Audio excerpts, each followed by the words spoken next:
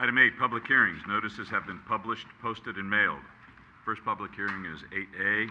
Hold a public hearing, adopt a resolution approving a 6-month extension of Plan Development Permit 0502, allowing for the development of 510 new residential units, and adopt a resolution approving a 6-month extension of Plan Development Permit 1001 and Architectural Review Permit 1006, which allows the 308 apartment units. Renovation project per Chapter 12 of the San Bruno Municipal Code. Staff.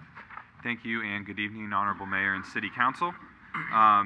This is the latest installment and the treetops reviews that you have done over the past 5 or so years. And before I begin my presentation, all of this is done under the backdrop of the strong City Council direction to hear the neighborhood concern that this vacant apartment building has been within the neighborhood for years now and has had a negative effect on the surrounding area.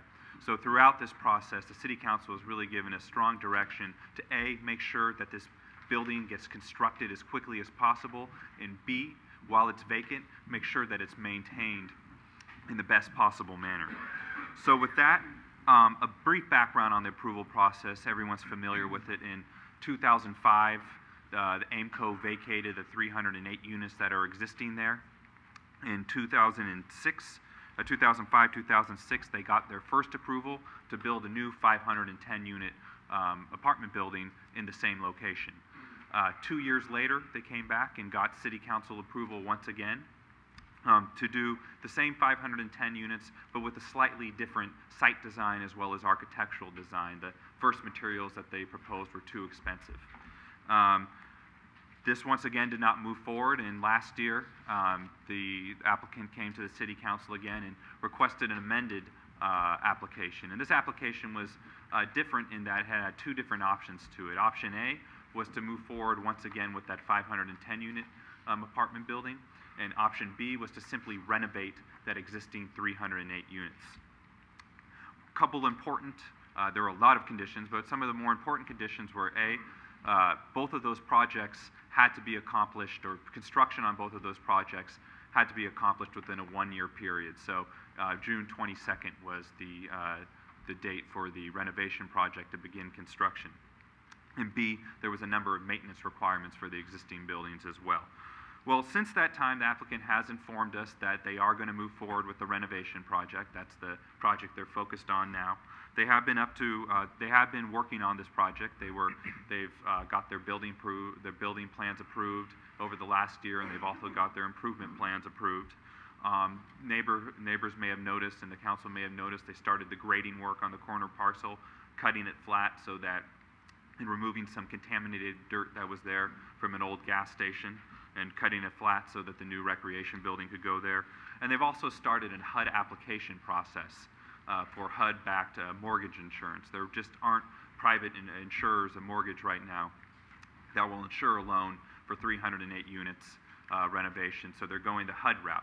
Now obviously when you go the HUD route, it takes a little bit longer, so that's why we're before you here tonight. So this was per the applicant's request, and as the notice says, they're requesting a 6-month extension to all of their entitlements. So this would require that they begin construction by around Christmas time, December 22nd. However, the applicant's timeline puts construction of the renovation project to begin construction in the October timeframe. They're in the certain legal term is called the firm process right now for the HUD application process. It's you could relate it to like a longer escrow period that lasts between 90 and 100 days, and it began a few weeks ago. So that puts them in the end of September for the end of the HUD application process. And after that, they will have the money necessary in order to pull permits, hire their contractor, and to begin construction. The neighborhood will be kept aware of everything that's going on.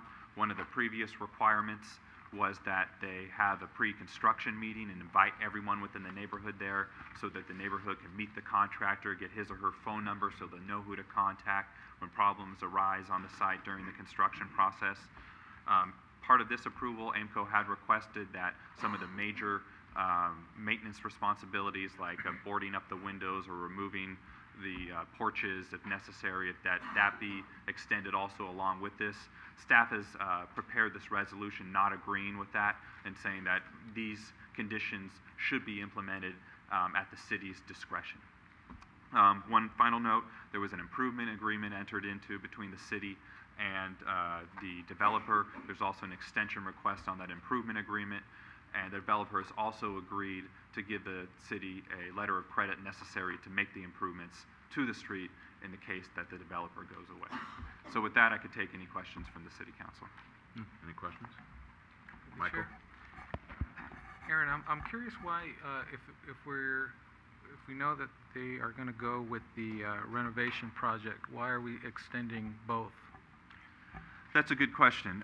The developer asked that both be extended. It's the way the resolution and the ordinance is written is that once they pull the building permit on one, the other entitlement goes away.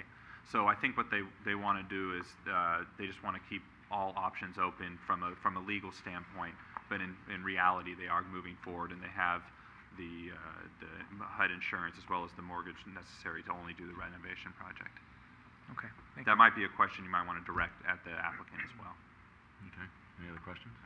See, the applicant is here. Would you like to say something?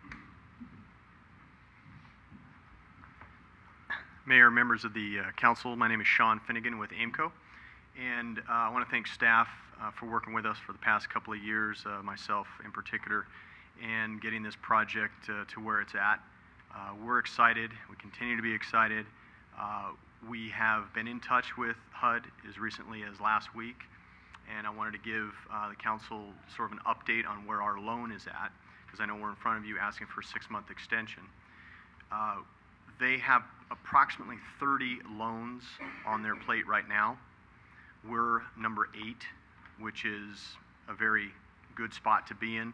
They feel that there's a few ahead of us that are not as well prepared in terms of their applications that'll probably drop down or drop out completely. So that's really good news. We're exactly where we want to be, which puts us in the same time frame of September, October for construction start date. Now, unfortunately, this is not a bank. It's HUD, and it's a HUD process. So in order to give an exact closing date, they just don't give those exact closing dates. If we were going to a bank requesting a certain closing date, we'd have a more exact date. So therefore, that's kind of why we're asking for a 6-month extension to give us to make sure that we can get in with that time frame. If there was any other questions, like I said, I thank staff, and I look forward to the project moving forward. And we're doing everything we can to speed up the process, and so is our sponsor, Red Capital. Good. Are you doing any work up there now at all?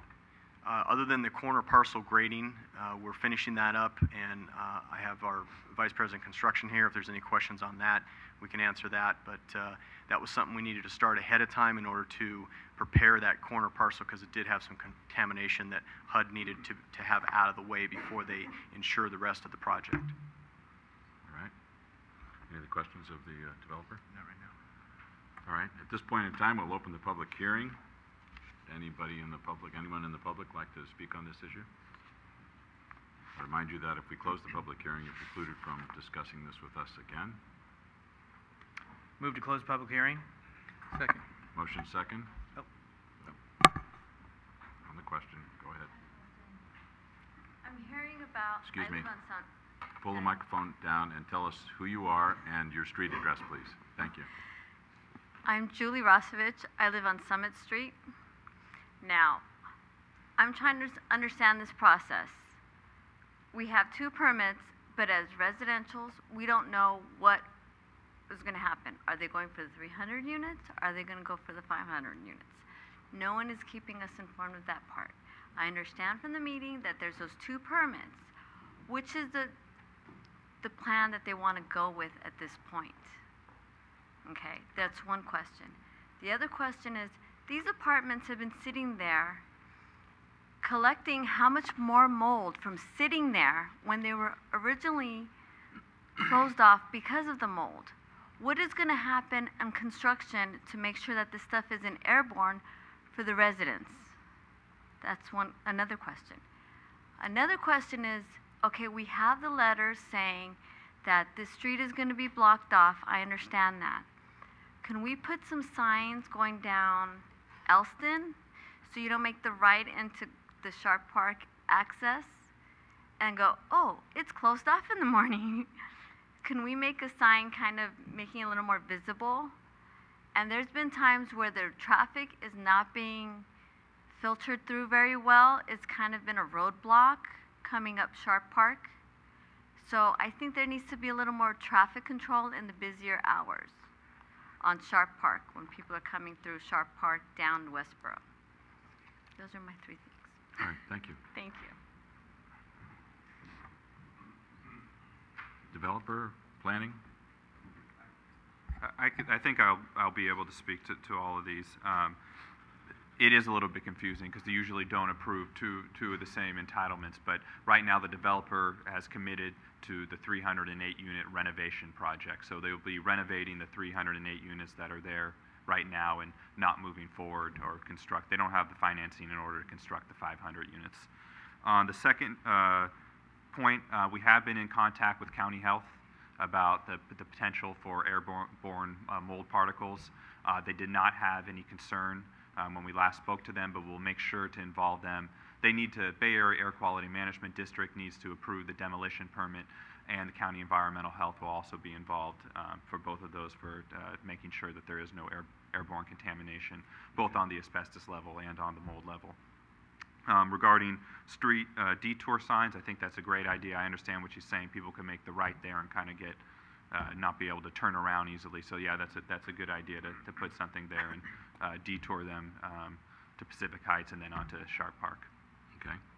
Anything to add? Okay. Any other questions, comments from the public?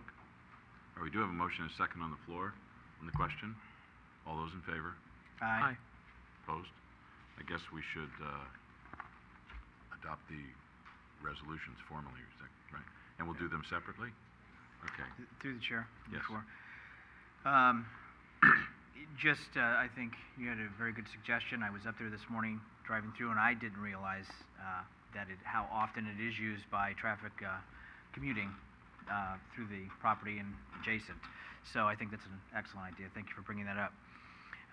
I think, as the developer said, they're looking forward to moving forward, and I can only tell you I am sure the neighborhood and surrounding areas are beyond even that.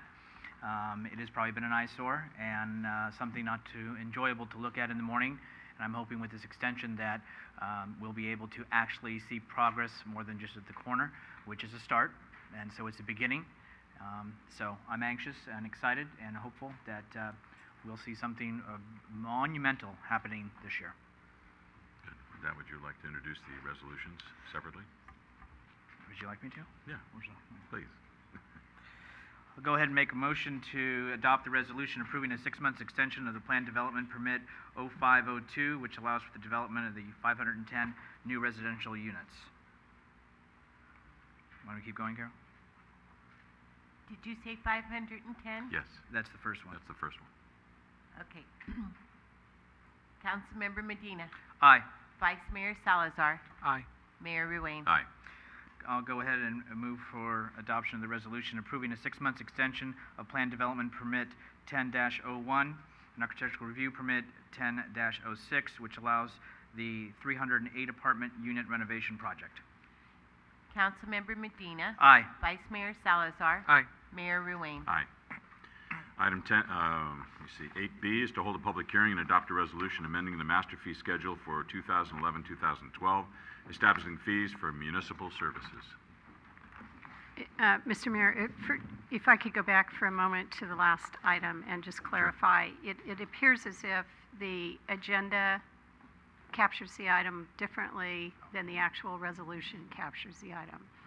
And in fact, there is one resolution, and that resolution is titled Approving First Amendment to Public Improvements Agreement and Extending Timeline of Amended Development Plan for the Pacific Bay Vistas Project. That resolution captures the extension of both of the items, both projects, or both previous approvals. I believe that we can take the council's action as understood to have captured this resolution, or would you like them to do it again? Motion taker, and hopefully Great. second will, yes, that, just what the city manager said. Great. That's Thank what we you. approved, that's what we meant to say, and go Thank forth. you very much. Okay. So we're all legal. Yes. We're all legal and ready to He- go? he Okay, now said you can so. go. You held them up at the door, they got nervous. All right.